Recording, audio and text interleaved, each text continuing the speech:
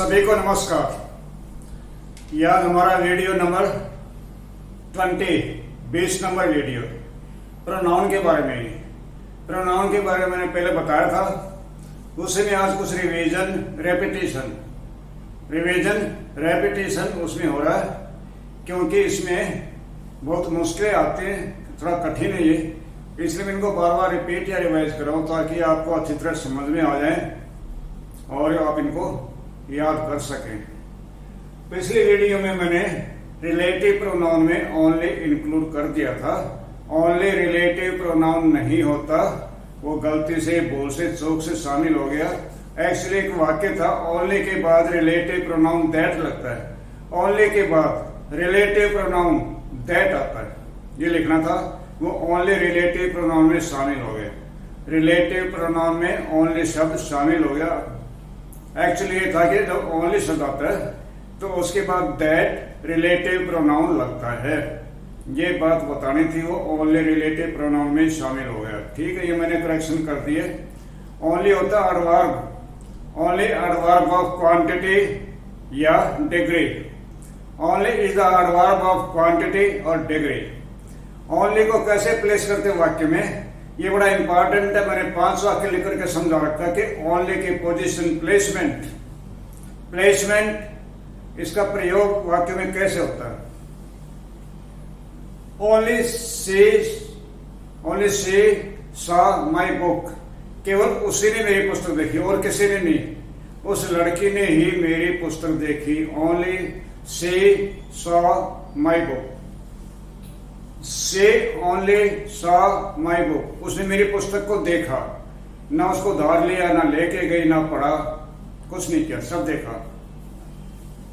से only saw my book, meaning बदल गया। से सॉ ओनली माई बुक, से सॉ ओनली माई बुक, उसने केवल मेरी पुस्तक को देखा, केवल मेरी पुस्तक को। क्लास में और भी कई विद्यार्थी होते हैं, किसी की पुस्तक को नहीं देखा, केवल मेरी पुस्तक को, मीनिंग बदल गया है। से सॉ माई ओनली बुक, मेरे पास इकलौती किताब थी, एकमात्र पुस्तक थी, उसी को देखा। एकमात्र पुस्तक, एक ही पुस्तक, और नहीं देखा, एकमात्र पुस्तक थी मेरे पास, उसी को देखा। से सॉ माई बुक ओनली, सिर्फ मेरी किताब को देखा, पुस्तक को देखा, रजिस्टर को, कॉपी को, नोटबुक को, और किसी चीज को नहीं देखा। इसकी मीनिंग बदल जाते हैं। अब फिर वापस आते relative pronoun, who, whom, whose, which, that, what, but. Who, whom, whose, who nominative होता है, सब्जेक्ट का काम करता है। होम ऑब्जेक्ट का काम करता है, होम ऑब्जेक्ट का, इसको ऑब्जेक्टिव क्या कहते हैं। हुज पोजेसिव केस, किसका मालिक कौन है, इसका संबंध किससे है। दैट और विच, दैट और विच एक जैसा काम करते हैं, जिसका, जिसकी, जिसको। तो दैट आता है जीवित प्राणियों के लिए, जीवित प्राणियों के लिए, जानवरों के लिए नहीं आएगा, आदमियों के लिए, व्यक्तियों के लिए, पर्सन्स के लिए, व्यक्तियों के लिए, पर्सन के लिए, निर्जीव वस्तुओं के लिए। आमतौर पर दैट जानवरों के लिए नहीं आता, जानवरों के लिए विच आता है। विच जानवरों के लिए आता है, निर्जीव वस्तुओं के लिए आता है। दैट आमतौर पर जानवरों के लिए प्रयोग नहीं होता, कहीं कहीं होता है, रेयर केसेस में। दैट आता है पर्सन्स के लिए, निर्जीव वस्तुओं के लिए। विच आता है जानवरों के लिए, निर्जीव वस्तुओं के लिए। कई जगह विच की जगह दैट की जगह विच लग सकता है, कई जगह, सारी जगह नहीं, कई जगह विच की जगह दैट की जगह विच आ सकता है।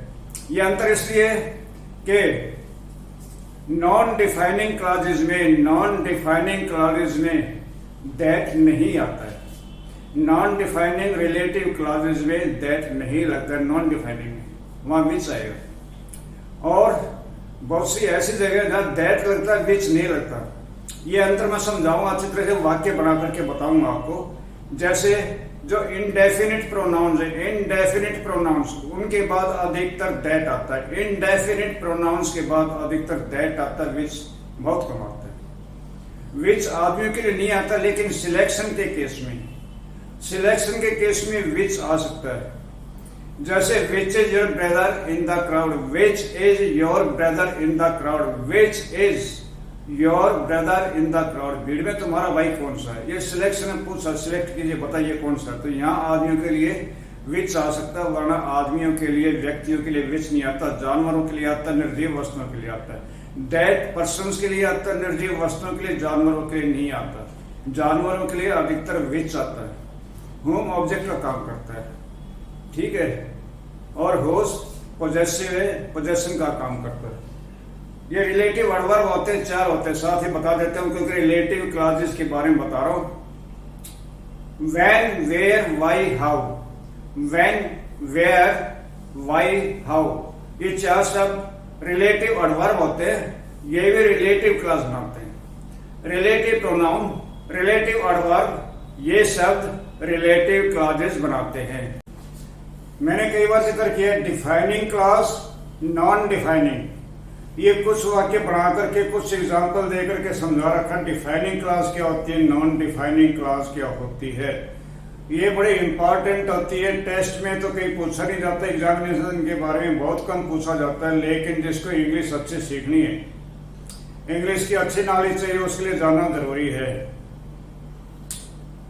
एक शब्द होता है एंटीसीडेंट, एंटीसीडेंट रिलेटिव प्रोनाउन या रिलेटिव एडवर्ब से पहले कोई नाउन या प्रोनाउन आता है, उसको एंटीसीडेंट कहते हैं।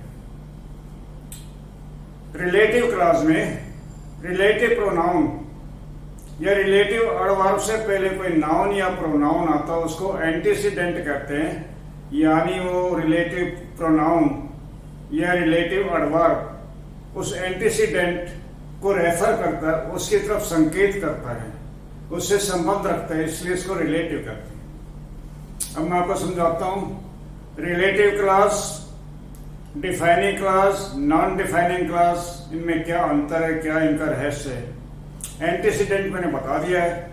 रिलेटिव प्रोनाउन, रिलेटिव एडवर्ब से पहले जो शब्द आता है जिसको ये रेफर करते हैं, दैट इज कॉल्ड एंटीसीडेंट।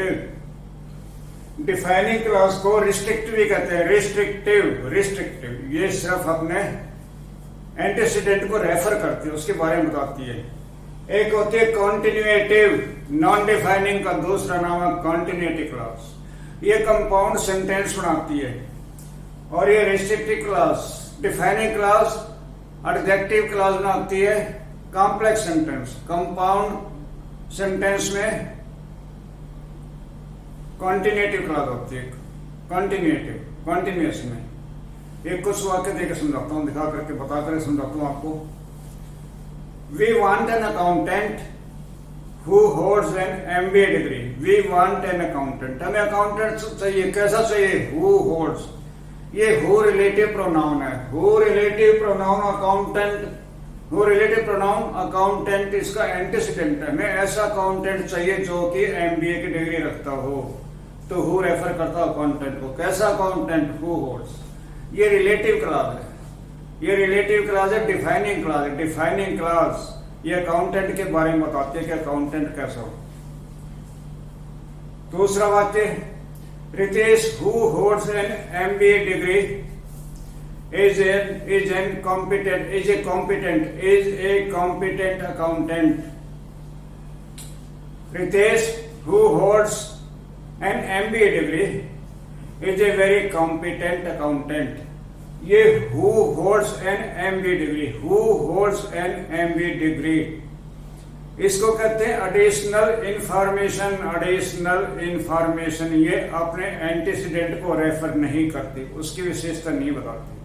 ये नाम आगे रितेश, आप जान जाएंगे रितेश का जिक्र हो रहा है। Who holds an MBA degree, ये एडिशनल इंफॉर्मेशन है। इससे आगे पीछे कॉमास लगते हैं, आगे पीछे से पहले बातें कॉमास लगते हैं, इस क्लास को सेपरेट करते हैं, इसलिए कॉमा लगते हैं। नॉन डिफाइनिंग क्लास को कॉमा लगा के सेपरेट किया जाता है मेन क्लास से। Ritesh is a very competent accountant, ये प्रिंसिपल क्लास है। Who holds an MBA degree, ये एडिशनल इंफॉर्मेशन है, इसलिए ये रिलेटिव क्लास का है। नॉन डिफाइनिंग इसको कॉन्टिन्यूटिव करते हैं। My brother who is a doctor lives in America. My brother who is a doctor lives in America. इस वाक्य से पता लगता है मेरे कई भाई हैं, इस वाक्य से पता लगता है मेरे कई भाई हैं। उन कई भाइयों में से जो डॉक्टर है वो अमेरिका में रहता है। देखिए कमाल इन दो शब्दों का, दो वाक्यों का। My brother who is a doctor lives in America. मेरे कई भाई उनमें से जो डॉक्टर है वो अमेरिका में रहता है। नेक्स्ट वाक्य देखिए इसी तरह का, My brother comma who is a doctor comma lives in America. इससे स्पष्ट होता मेरा एक ही भाई है। कॉमा लगने से कितना अंतर पड़ जाता वाक्य के सेंस में। My brother comma who is a doctor comma lives in America. इससे पता लगता है मेरा एक भाई है। Who is a doctor ये एडिशनल इंफॉर्मेशन है मेरे भाई के बारे में। ये मेरे भाई के बारे में एडिशनल इंफॉर्मेशन। और ये पक्की बात है, मैं ठीक बता रहा हूँ, अच्छी किताबों में लिखा, मैंने देख करके किताब से पढ़ के लिखा। कभी सोचे कि बड़ा कंफ्यूजिंग है, बड़ा सस्पिशियस है, कोई डाउट नहीं है। My brother comma who is a doctor comma lives in America. ये कॉमा लगने से ये क्लास सेपरेट हो जाती है, इसलिए इसे नॉन डिफाइनिंग क्लास करते हैं। नेक्स्ट है Shimla, which is 100 kilometers from Chandigarh is a good hill station. Shimla is a good hill station. ये प्रिंसिपल क्लास है। शिमला के बाद कॉमा आया, which is 100 kilometers from Chandigarh। ये एडिशनल इंफॉर्मेशन है शिमला के बारे में।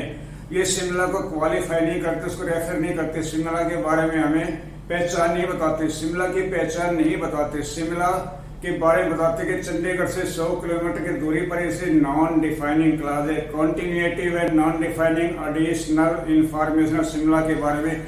शिमला के बाद comma which is 100 kilometre from Chandigarh, इसके बाद कॉमा। ये नॉन डिफाइनिंग क्लास, ये शिमला के बारे में एडिशनल इंफॉर्मेशन है, शिमला की पहचान नहीं बता रहा है। Next the hill station, that भी आ सकता है, विच भी आ सकता है। दैट भी विच भी ये डिफाइनिंग क्लास है, उसमें दैट और विच दोनों आ सकते हैं। ये ऊपर इसमें ऊपर वाले में जो नॉन डिफाइनिंग थी शिमला के बाद यहाँ दैट नहीं आ सकता, यहाँ विच आएगा, दैट नहीं आएगा। नॉन डिफाइनिंग में दैट नहीं आता है। शिमला विच इज, यहाँ विच इज आएगा, दैट नहीं आएगा। नेक्स्ट देखिए Shimla, the hill station that या विच कोई भी आ सकता है। We visited, that we visited was very nice. The hill station that we visited was very nice. ये इसमें हिल स्टेशन के बाद दैट विच आया, दैट भी आता विच ये डिफाइनिंग क्लास है। कौन सा हिल स्टेशन जो हम गए, जो हमने देखा, जहां हम गए। दैट वी विच, दैट या which we visited. That which को ड्रॉप कर सकते हैं डिफाइनिंग क्लास में। दैट को, विच को, हु को, हुम को ड्रॉप कर सकते हैं, ऑमिट कर सकते हैं, लीव आउट कर सकते हैं। डिफाइनिंग क्लास में दैट को, विच को, हु को, हुम को, दैट को लीव आउट कर सकते हैं, नॉन डिफाइनिंग में नहीं कर सकते। नॉन डिफाइनिंग में दैट तो आएगा ही नहीं। The hill station that which we visited was very nice, was very comfortable. ये डिफाइनिंग है, इसमें दैट को, विच को ऑमिट कर सकते हैं, लीव आउट कर सकते हैं, और दैट और विच दोनों में से कोई भी एक लगा सकते हैं। We want an accountant whom we can trust. We want an, हमें अकाउंटेंट चाहिए, कैसा चाहिए, whom we can trust। ये डिफाइनिंग क्लास है। ये डिफाइनिंग क्लास है। whom मैंने ब्रैकेट में लिखा, आप उनको छोड़ सकते हैं। We want an accountant we can trust. We want an accountant we can trust. We want an accountant whom we can trust. उनको छोड़ सकते हैं, लीव आउट कर सकते हैं। ये डिफाइनिंग क्लास है। श्री सोम प्रकाश who is 55 is the principal of our college. Sri Som Prakash, who is 55, is the principal of our college. Som Prakash नाम आ गया, Sri Som Prakash is the principal of our college। ये principal class है, main class है। और who is 55 ये non defining clause है। ये उसके बारे में एडिशनल इंफॉर्मेशन दे रहा है। ये उसके बारे में एडिशनल इंफॉर्मेशन दे रहा है कि 55 का। ये सोम प्रकाश को रेफर नहीं कर रहा, उसकी पहचान नहीं बता रहा, तो ये कॉमा लग जाता है। जब कॉमा लग जाता है तो ये नॉन डिफाइनिंग में लगते हैं। और ये यहाँ हु को ड्रॉप नहीं कर सकते, हु को ड्रॉप नहीं कर सकते क्योंकि ये नॉन डिफाइनिंग क्लास है। हु को ड्रॉप नहीं कर, डिफाइनिंग में हु को, हुम को, दैट को, विच को ड्रॉप कर सकते हैं। श्री सोम प्रकाश यदि हु को ड्रॉप कर देंगे, एज 55, एज 55, एज, ये इज आ गया, ये इज आ गया, मेल नहीं खाता, वाक्य नहीं बनता, सेटिंग नहीं होती। श्री सोम प्रकाश इज 55 इज द प्रिंसिपल, दो इज आ गए, सब्जेक्ट आया नहीं है, तो यहाँ पर हु को ड्रॉप नहीं कर सकते। वो इस 55 ये नॉन डिफाइनिंग क्लास है। ये सोम प्रकाश के बारे में, प्रिंसिपल के बारे में एडिशनल इंफॉर्मेशन है। इसमें मैं घूम फिर के कई बारी बातें आपको बार बार बताऊंगा। बहुत सी बातें रिपीट होंगी, रिवाइज होगी, क्योंकि ना तो मैं को सिस्टमेटिकली लिखता हूँ कि आज ये पढ़ाना, जो मन में आया मूड में आया लिख लिया बता दिया, क्योंकि कुछ देर रिपीट हो जाएगी, रिवाइज हो जाएगी, कोई नुकसान नहीं है। मुश्किल चीजें, बहुत मुश्किल चीजें इतनी बारीकी से नहीं मिलेंगी आपको पढ़ने में, इसलिए मैं रिपीट करता था, रिवाइज करता रहता हूँ। कुछ देर रिपीट हो जाए, रिवाइज हो जाए, कोई नुकसान नहीं है, आपको अच्छी तरह समझ में आ जाएगी, आपको याद हो जाएगी। आज के लिए बस इतना ही। धन्यवाद, थैंक यू, नमस्कार।